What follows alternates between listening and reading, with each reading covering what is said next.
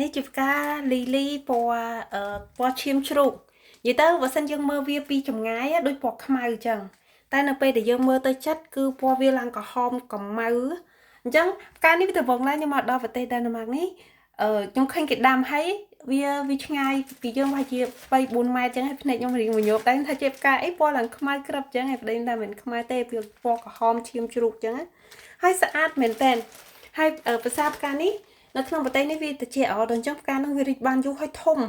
អានៅក្បែរផ្ទះខ្ញុំនេះមានទាំងផ្កា tulip ពណ៌ឈាមជ្រូកខ្ញុំមិនដឹងថាមានពណ៌ខ្មៅអត់ទេតែពណ៌ឈាមជ្រូកមានស្អាតមែនតើហើយផ្កាខ្លះឡើងខ្មៅគ្រប់ផ្កាខ្លះដូចផ្កាតកួននៅស្រុកខ្មែរអញ្ចឹងតែឡើងខ្មៅគ្រប់មកអាហ្នឹងអត់មែនពណ៌ឈាមជ្រូកទេខ្មៅគ្រប់ហើយនេះមួយថ្ងៃទៀតទៅយកទៅដាំស្អាតមែនតើដូចកាឡាអញ្ចឹងតែវាមិនមែនជាប្រភេទផ្កាកាឡាទេវាឈ្មោះវាភ្លេចទៀតហើយខ្ញុំធ្លាប់ធ្វើវីដេអូម្ដងហើយនេះផ្កា cherry តាមពិតការដើម cherry ច្រើនមែនតើមានប្រហែលចូលរាប់រយដើមទៅដឹងនៅក្នុងសហគមន៍ដែលខ្ញុំរស់នៅនេះគេដាំច្រើនគ្រាន់តែខ្លះតូចខ្លះធំអញ្ចឹងណាហើយនេះមេឃដែលវាបាក់មកដល់ពេលបាក់ទៅខ្ញុំយកមកដាក់នៅក្នុងទឹកអញ្ចឹងណាហើយមួយអាទិត្យហើយមុនដំបូងកំពុងចេះទេហើយឥឡូវនេះវារីកតាមពិតកាលពីឆ្នាំទៅតុងខែដើមខែ4ហ្នឹងដើមខែ4ថ្ងៃ1ថ្ងៃ2អីហ្នឹងផ្កាចាប់ដើមរីកច្រើនហើយទៅលើផ្កា cherry ណាប៉ុន្តែដោយសារតាឆ្នាំនេះត្រជាក់ខ្លាំងជាងឆ្នាំទៅអញ្ចឹង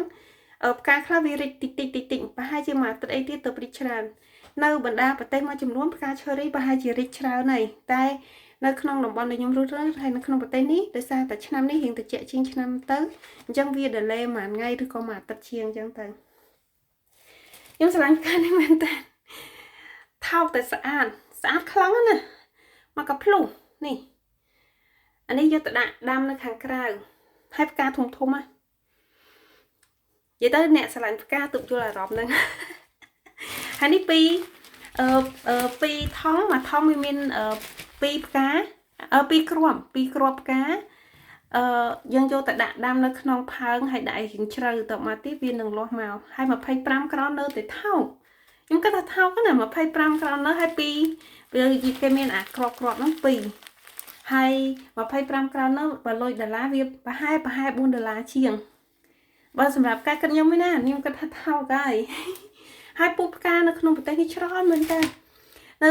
supermarket នៅក្នុងប្រទេសដាណឺម៉ាកទោះបីតូចធំក៏ដោយច្រើនតែមានផ្កាលក់គ្រាន់ថាតិចឬច្រើនអីចឹងទៅតែនៅផ្ទះខ្ញុំនេះ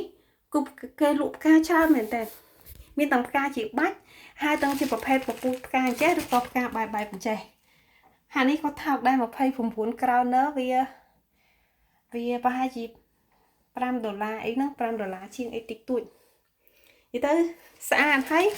ប្រុសនៅស្រុកនេះគឺគាត់ជួយចិត្តទិញផ្កាឲ្យដៃគូគាត់មិនថាអ្នកហ្នឹងគាត់អាយុច្រើនប៉ាក្មេងខ្ញុំក៏ដែរ50 60 70អីក៏គាត់នៅទិញផ្កាឲ្យដៃគូគាត់ដែរអញ្ចឹងលក់ផ្កានៅស្រុកនេះប្រហែលជាដាច់ទីដឹងឃើញគេនាំចូលរហូតនិយាយទៅមួយអាទិត្យអីចឹងមួយអាទិត្យពីអាទិត្យអីចឹងគេនាំចូលផ្កាថ្មីឲ្យសອບនៅក្បែរផ្ទះខ្ញុំណាហើយបើដើរនៅសອບ supermarket ផ្សេងទៀតនៅក្នុងប្រទេសដាណឺម៉ាកនេះគឺភាគច្រើនគឺមានលក់ចឹងហ្មងគ្រាន់ថាបើកន្លែងណាគេធំដូចនៅកូប៉េនហាហ្គែនសອບគេធំចឹងគឺផ្កាច្រើនជាងនៅក្បែរផ្ទះខ្ញុំនេះទៀតជម្រើសក៏ច្រើនហើយវាមានជម្រើសច្រើនហើយតម្លៃក៏មានច្រើនទៅតាមនឹងដែរខ្ញុំក្រុងដាំថ្ងៃនេះនៅពេលសុខភាពខ្ញុំរៀងល្អទីផ្សារថ្ងៃនេះក្តៅខ្លួនពេលមុខទៅងើបពីដេក